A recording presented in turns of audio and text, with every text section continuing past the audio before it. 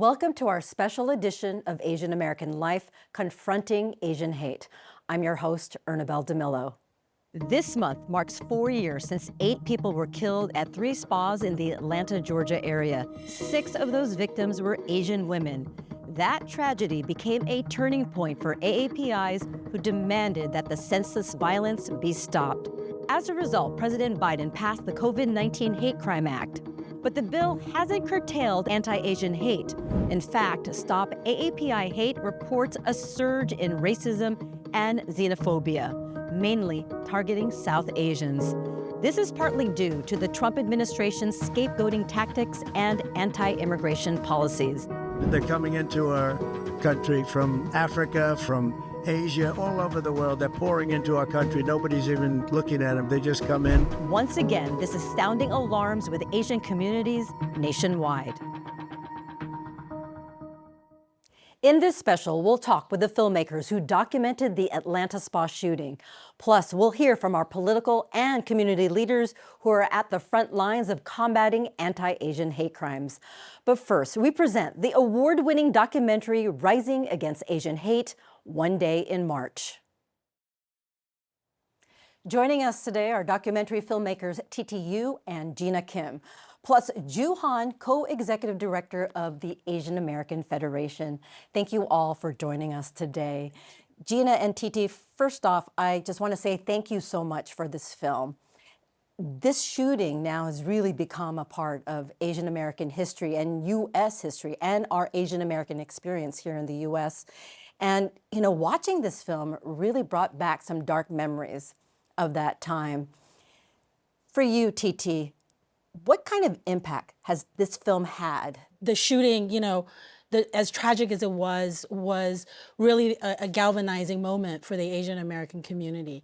And I think for me personally, you know, making the film was it was a very emotional journey. I know it was a very emotional journey for everybody who worked on that team, and just kind of remembering what it was like during those dark months when we were all, you know, sitting at home on our phones, scrolling, and seeing all these horrific stories of, you know, people in our community, the elders who are being attacked like that. And so it was, for me, it was also a moment for that really, you know, made me want to do something and to really, to capture this moment and what it felt like to be an Asian American living through COVID in that time.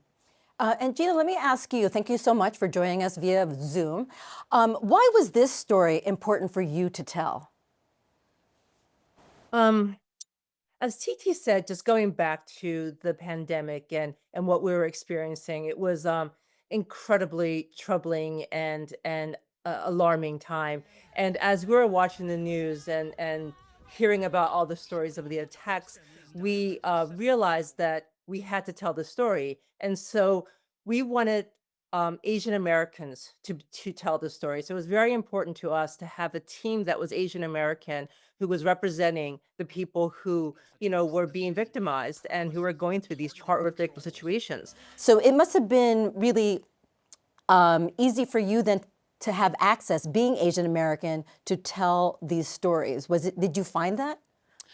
No, actually, you know, I think when tragedies like this happen, you know, I think communities usually, they want to protect their members, and they, you know, they sort of come together. And I think, you know, it's hard for the media. We often, you know, kind of helicopter down to the story, and we want the people there to rehash the most horrible moment of their lives, you know. And so, you know, Gina and I are not from Atlanta. We are, you know, from New York. So it was a lot of, you know, we had to do a lot of work to listen to what was important to the people down there, and you know, we had to earn their trust. And it's important too that you spent many months there, so Correct. you were not helicoptering in. You Correct. really became a part of the community. Yes. Yes. Ju, let me ask you, because I know the Federation has been working so hard the last 4 years, 5 years, advocating for change. When we watch this documentary, when we think about some of the laws that were passed because of these incidents, how have these gaps been filled, and how much progress was made since 2020, 2021? So as a research and advocacy organization, the Asian American Federation, we work with about 70 groups. So even before, a year before the high profile attacks happened in the media, we were working on this issue. Even in the winter of 2019, when at the time President Trump talked about the Kung flu and the Chinese virus, we were hearing from our small business owners that people had stopped coming to their stores. So we did advocacy with the mayor and governor at the time to get people to come out and say, and combat this narrative of perpetual foreigner, we don't belong. And so we worked on this issue for a year because what we realized we were hearing from so many of our groups was that people were being assaulted before the news covered it. People were afraid to go to work. Our delivery workers, who actually delivered all the food while everybody wasn't shut down, were getting assaulted daily. So we started to actually coordinate a crisis response network. So we worked with about 32 groups that could provide in-language victim support services on the ground in their neighborhoods, because that's where people were going for help. And, we're a research organization, so, I would be remiss if I didn't talk about the fact that half Asian New Yorkers don't speak English proficiently. About a third of us live in poverty. So all those things create access barriers, which again, with COVID, with everybody being inside, the essential workers, many of them were Asian. So we created this rapid response network because that investment was never made in our community. It was not during Hurricane Sandy, and we said, we need to make this investment because if we don't, that figurative bridge that all of our groups served as, providing safety trainings in different Asian languages, providing mental health support, pro bono legal services that they could connect to law firms, our community just would have gone without. They would have suffered in silence. And I think you probably heard stories too, where a lot of our members, a lot of our aunties or moms, they just stopped going outside. Not only because of the COVID, because they were so, even after COVID and everyone started to come back outside, people were still, they were afraid of being assaulted. So we made progress for about 2 years. We were really great that it was, funders, I think the government, city and state were saying, we actually need to address this issue because people are not being killed, either being pushed on subways, which is still very much a fear that all of us have. People were being killed. And no one was saying this is a problem. And then only when that happened, when lives were lost, then the investment was made, but only for about 2 years. So now we're in a time where we do have a president who is now using a lot of anti-immigrant rhetoric, but policies. And so that safety issue never went away, whether you were East Asian, Southeast Asian, South Asian, that issue of hate violence never went away. With this new administration, what are the concerns, especially with the progress that has been made and what will happen now? So the public safety is a broad one. I think when we talk about people not being safe, feeling safe to go out and go grocery shopping, go to the doctors, it's still very much an issue, but people are now afraid just generally around just public safety. So I talked about the fact that a third of our community here in New York don't live in poverty. They are afraid to go to food pantry lines because they're afraid that they might get targeted. Even staff, because they're from the communities that they serve, are afraid to go to work. There's a lot of different statuses out there with Asian New Yorkers. And so people are willing to go without essential services because they're afraid that they and their family members will somehow be targeted. So they'll go without food. Our seniors are the poorest seniors in New York, and they are choosing not to go out, which means how are they getting food to live if they don't go to those food pantries and those meal programs? So we are really worried that people, because they're afraid of their physical safety and how they might be at any time targeted, they're not going to the hospital. We heard a story where someone broke their arm, and we had to convince that person, one of our groups had to convince that person that you're not going to get picked up at the hospital. You need to get your arm looked at because that's a critical life and death issue. But people are starting to opt out, just like we saw under the first time that, under the first Trump administration. And that's it's a quality of life. These are quality of life decisions. And there's so much misinformation. If half of us don't speak English proficiently and it's not available in all the dozen Asian languages, how are people getting the information they need to make the choices that they have to for their families? But just recently, Stop AAPI Hate, the organization that collects a lot of this data, they just reported that there's actually a huge surge of anti-Asian hate. And, let me just read the numbers because this is actually quite frightening. But January 2025 marked the highest number of online anti-Asian hate slurs by month since they started monitoring back in August 2022. That's unbelievable. And they were able to find almost 88,000 slurs. and most of it aimed at South Asians and the East Asian community. What are you hearing about the fear that people have, especially as we're seeing this uptick again in hate? I think the community was prepared and bracing itself before the November election. So our groups that serve the South Asian Muslim Arab communities were saying, however the election goes, our communities are going to get blamed for the outcome. So they knew they actually had to ramp up safety training, safety resources, victim support services in preparation. So while maybe parts of the country were surprised by the results, many of our communities were not. They were prepared, and they actually were incorporating and integrating the safety work in their regular services. And it's going to be ongoing. You know, there's something that they have been talking about since post-9. Nothing changed. It just is more visible to the general public. But for the community, for the hijab-wearing population, for women, especially, again, women are more targeted than men, they were... It's a daily reality that they have to live with, and they have programming in place to do that. But I still think it does affect people going outside, sending their kids to schools, and knowing how do they teach physical and psychological safety to their children when actually it's not guaranteed, and it hasn't been for the past 5 years.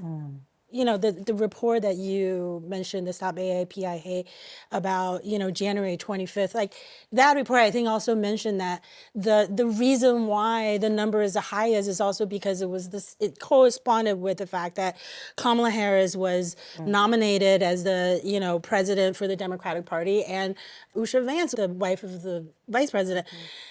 There's a correlation between these backlashes and the way that Asian Americans have taken political power.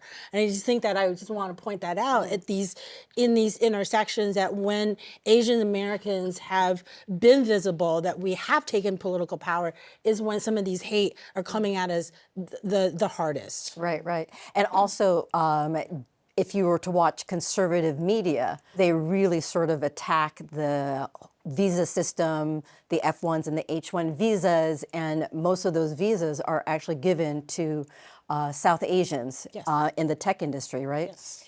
So, you know, speaking of like safety, I know personally, like I took the subway here, and after watching your documentary again, I realized like I still don't feel safe in the city. Do you think we'll ever feel safe?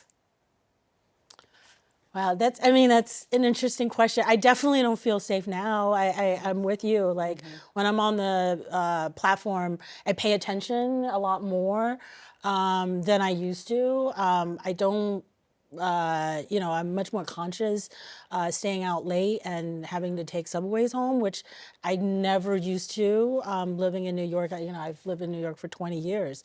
So I think that it's definitely psychologically have had an effect on all of us. What about you, Gina? Well, I just want to add that, you know, the history of violence and discrimination against Asian Americans, it's not new. I mean, goes back to the 1800s when Asian Americans were discriminated against and not allowed to be, you know, citizens, like the Chinese Exclusion Act. And then you saw the internment camps during World War II. And then Vincent Chin, who was, you know, brutally attacked and murdered in the 1980s as a scapegoat for American jobs being taken by Japanese auto workers. We were watching very carefully what was happening during the pandemic.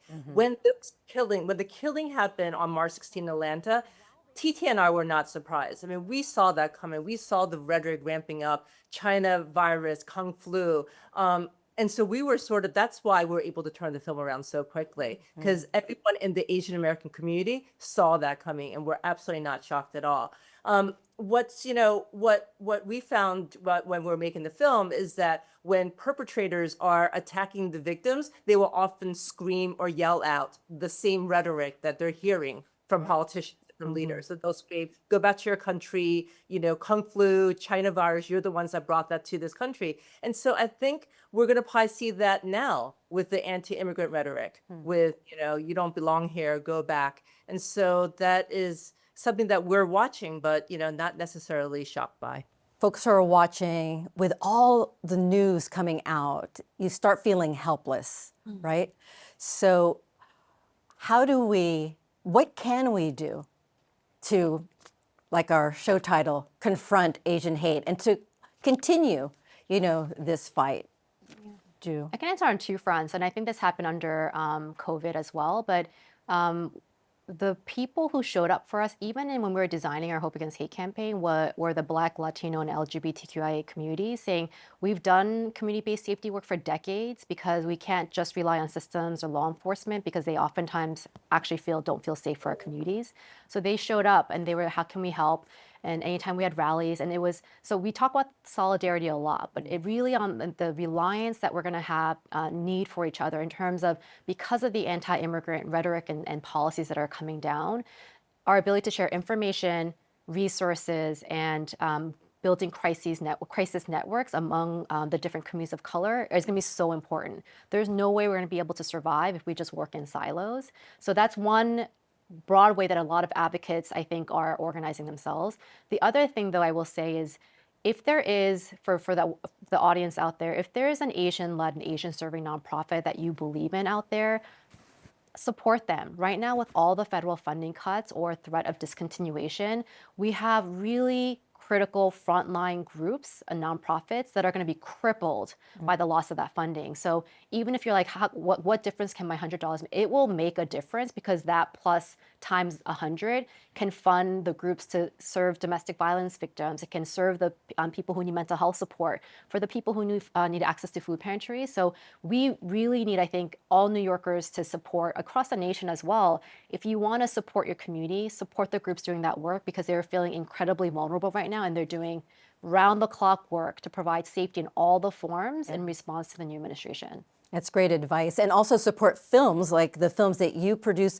The social documentary films that you both work on are just like so important to tell these stories, because if not you, who will tell these stories? And so, Ju, last question. I know that you have the Federation has a long laundry list of things to do, but what are some of the things that you're working on now to address Asian hate? Yeah, I think one unfortunate thing is that we've had this practice before. So I was also around in the first time Trump was in office. So we had to create a rapid response network to organize the groups to do the work. So the groups are doing a lot of community education, because people should know their rights, right? Access to information is a right and is powerful. They're doing all the language support to make sure they get access to don't give up your public benefits. Know what you need to know, what access you need to have. Send your kids what safety is out there for you. So we're doing and organizing our groups because they are doing that work. And if we can find a coordinated way to direct people to an organization that's going to help them with X, Y, and Z in their Asian language in their neighborhood, that's going to be an incredible one layer of safety and protection that we can provide to our community. Okay, well, thank you all for joining us. Ju, TT, and Gina, thank you so much for joining us, and just keep on doing what you're doing. Thank you so much. President Trump's immigration clampdown and war on DEI meant ending the initiative on Asian American, Native Hawaiians, and Pacific Islanders. I sat down with New York Congresswoman Grace Meng to discuss what this means for Asian Americans who are fearful of facing another rise of anti-Asian hate.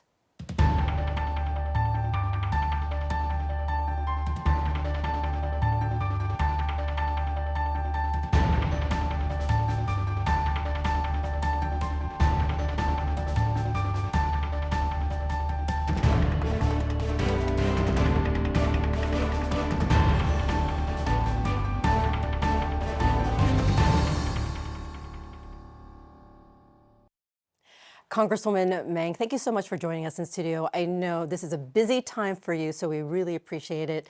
And we know this is still a very important issue for the AAPI community. So we just watched the documentary, and in the documentary, you talked about the COVID Hate Crimes Act that you introduced, and that was signed into law by President Biden. Can you again review for our viewers what this act does and how it has impacted the AAPI community in the last several years? What I really appreciated was that so many different, people from different communities came to us and said, hey, we know what it's like to experience hate and discrimination, and this is what we've been working on, and this is what we suggest. And so it really was a project of love and unity in many ways. And some of the things that they suggested that we put into the bill and became law, were things like, better data, right? So there's no real federal or national way for the federal government or Congress to know where hate crimes are happening or bias incidents, how often they're happening. They weren't required to report anything like that at all. So in a city like, in a place like Los Angeles, they reported 0 hate crimes in 2020, right? And we know that's not the case, as much as we'd like for it to be true. And so better data and reporting so we can know where the illness is happening and how we can best address it. It also provided support to community groups. That is, obviously not a one-time thing. It's something that still happens every year through the appropriations process. The groups who are on the front lines of helping our communities, knowing what's happening on the ground, and how to bring different communities and people together to better educate people. And then, support for law enforcement, not just for prosecution, but to make sure that the law enforcement have better tools to work with the communities and to better understand what hate looks like, how it pops up. And it's not just a one-time magic fix, but this bill provides a framework and an infrastructure for long-term support for our communities and just to promote understanding between different communities. And have we seen an improvement in that reporting? Are we seeing more people coming forward, reporting hate crimes? Because I know in the Asian community, many people are fearful, fearful of police, or also they just, don't think that the police will help them. Have we seen an improvement since this law was passed? Yeah, improvements are slow, but they are happening. States and localities have set up hotlines, for example, for people to report in different languages. But you're right, it's not just about the ability and accessibility of reporting, whether that is happening or not. People also want to make sure they feel like, if I report something, is anyone going to care? Is anyone going to do anything about it? And so that's why it really is important to have a national set of data. So as an Asian American reporter, I work for a show, Asian American Life, we have been reporting a lot on this issue. And I also, became good friends with one of the victims who was a victim of a high profile crime, Vilma Carey. So her daughter, Liz Carey, really became her advocate, right? Especially when they were navigating law enforcement, the police, lawyers, the prosecutors, and also the media, right? Vilma Carey had her daughter, Liz, to help her. What about like folks who don't have, that advocate to help them through this process? Does the law help in any way? It doesn't do everything, but you are absolutely right. That has been an issue, which is why we insisted that the piece about support for community groups was in it. So Congress obviously is not going to be able to deal individually with every case that's happening around the country. So we wanted to make sure this is not just about numbers, this is not just about law enforcement and prosecution, but it's really about the people on the ground. Like I said, our community groups, the groups that we work with on a daily, weekly basis, they're often the first ones that someone will go to, right? And so they have been, in some cases, working with local law enforcement and even with a lot of pro bono attorneys who have volunteered a lot of their times, and reporters who have also been very gracious in highlighting some of these stories, because in mainstream media, they're not always highlighted, and if they are, not always in the right way. With the new administration, are any parts of this law in jeopardy, especially the ones that impact these community-based organizations? I'm having meetings this week because that exact piece of the legislation is in jeopardy. There is a sentiment that they don't want to fund that piece of my bill, but that is really important, and it's just as important as everything else. And so that is our job, to fight for it. Also in the documentary, there was talk about solutions, like how to solve this problem. And everyone interviewed all came back to the same place, that it was really important to teach Asian American history, right? In the classroom. We do it here in New York, in New Jersey, but several states really have pushed back on the teaching of history. What, 16, 18 states have now banned teaching race. Is there a push to add this in some type of like federal legislation so that this history is being taught to our young children? Yeah, we are working through the Department of Education to provide grants for school districts who want to push this legislation. This is not just about, one group trying to push something, but it's about students, Asian or not, understanding the full scope of our American history. So now with this new administration, how do you plan to navigate and to get this administration to understand that this is still an important issue for Asian Americans? I know that we have sort of left the news cycle, but I know that even just last year, more than 60% of Asians reported that they are still targets of harassment and assault, even though maybe the news isn't covering it, it is still happening. So how do we make sure that this, what's happening to us, right, is not lost with all the other rhetoric that we're hearing, in media? Yeah, I mean, look, there are concerns that these might be heightened in this administration, but it's also not a new problem. Most of us have worked our whole lives on trying to make sure that our community is seen and is at the table and viewed as just as American as everyone else. So with the teaching of Asian American history, with these Lunar New Year holidays, and with something else that we're working on in Congress, pushing the Asian American, Pacific American Museum. We have all these efforts, but this is going to be a constant struggle, and we're going to work together, and no matter what they throw our way, we're going to have to push back and make sure that we're included. I'm glad you mentioned the museum, because we were very excited to hear that this museum was in the works.